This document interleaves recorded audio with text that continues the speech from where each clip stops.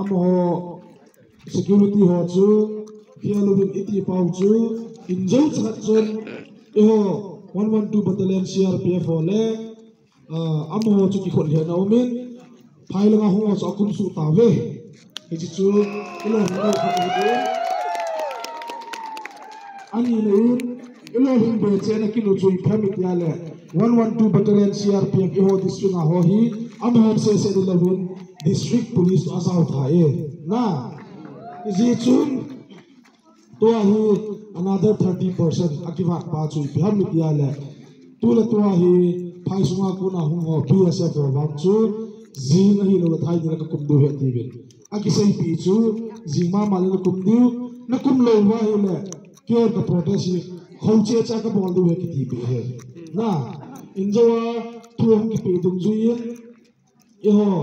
IG law and order pa kabib yam so hongin police station sunga SP office ka chinom lo so chon police station ana nam du he ka ti win police station aki ki hovin aki ki ho dung juin ama injong alungye le zala phana sayin e hon jong idei pau se yuwin idi chon aki ki hovin hi le ama jong tu na adanga hi kapopia station jan de hitan na asi chu jinga hi update BSF ale chi tak ara chi su thelo de ki ti pe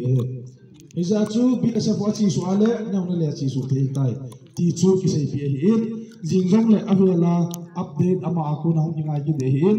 BSF chi su ham ti chu hung jinga ki de hin iza chu tu ni ha hi mino mi pa ta chunu ta cha pa zo se ipan la no mo hi poi